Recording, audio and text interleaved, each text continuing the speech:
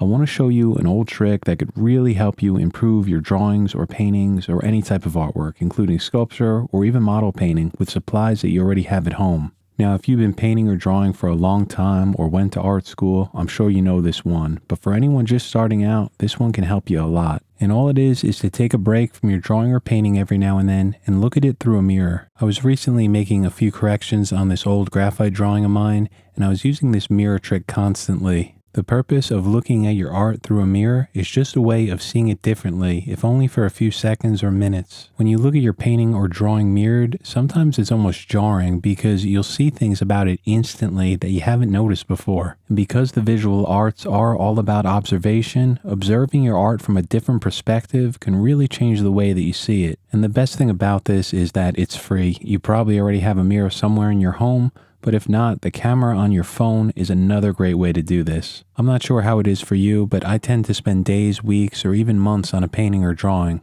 And we naturally love patterns and are often unaware of this. So when you work on a painting for that long, you tend to develop a bias toward what you're seeing. I know that I do this constantly. There are usually mistakes or problem areas that I get so used to seeing that I don't even notice them anymore. And I find that it's incredibly helpful to just see that work from a different perspective. Now, the oldest trick in the book is to flip your painting upside down and look at it or paint some parts of it that way. Another very simple one is just to step back from your painting and see it from farther away. When it takes up less of your vision, like when you're standing farther back, sometimes you'll spot things that you hadn't noticed before. And another really good one that I'm always talking about is to squint your eyes when you're looking at your painting or your reference.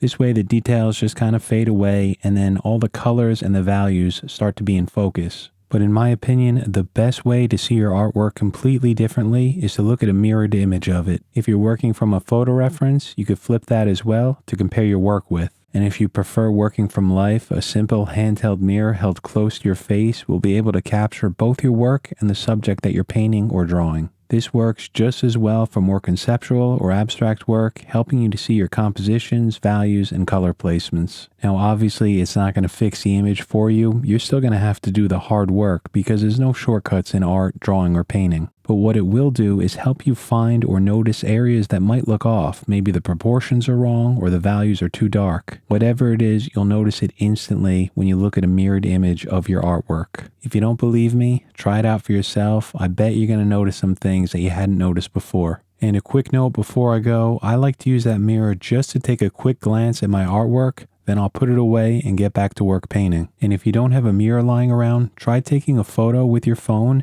and do the best you can to match the white balance to what you're seeing. Then use any software or photo editor to flip it horizontally. The smaller size of the image viewed on your phone can actually help you see the artwork differently as well. That's the modern approach, but the old school handheld mirror works even better in my opinion, just because it's so quick. So that's it for this week's video, just a simple one. Thank you all so much for watching. I'll see you back here next week.